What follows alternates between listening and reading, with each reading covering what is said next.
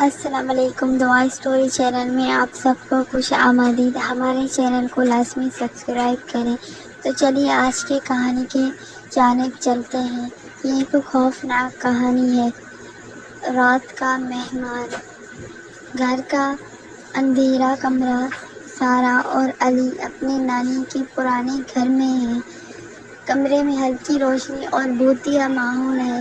سارہ سرگوشی کرنے لگی علی سے، مجھے یہاں عجیب محسوس ہو رہا ہے، اور علی ہنستے ہوئے کہنے لگا، یہ صرف تمہارا وہم ہے۔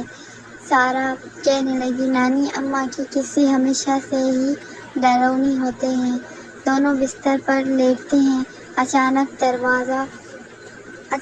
دروازے پر ہلکی دستک ہوتی ہے۔ دوسرے دروازے کے قریب علی دروازے کی طرف جاتا ہے اور کھولتا ہے، مگر وہاں کچھ نہیں ہوتا ہے۔ حیران ہو کر یہاں تو کوئی بھی نہیں ہے، سارہ بھی دروازے کے پاس آ جاتی ہے۔ دونوں حیرانگی سے ایک دوسرے کو دیکھتے ہیں۔ نانی اماں کا کمرہ۔ سارہ اور علی نانی اماں کے کمرے میں جاتے ہیں۔ نانی اماں بستر پر لیٹی ہوتی ہیں، مگر ان کی آنکھیں کھلی ہوتی ہیں۔ نانی اماں آہستہ سے، تمہیں یہاں کوئی بلانے آیا ہے۔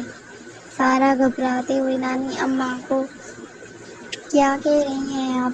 نانی اماں سنجیدگی سے کہنے لگی، یہ گھر پرانے وقتوں سے آباد ہے، ہر رات کوئی نہ کوئی آتا ہے۔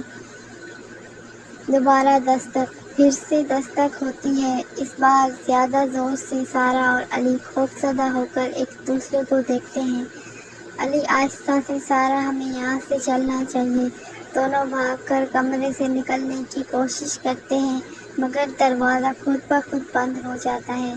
نانی اماں کا انکشاف۔ نانی اماں بستر سے اٹھ کر کھڑی ہو جاتی ہیں، ان کی آنکھوں میں خوفناک چمک ہوتی ہے۔ نانی اماں آہستہ سے، تم دونوں اب یہاں سے نہیں جا سکتے۔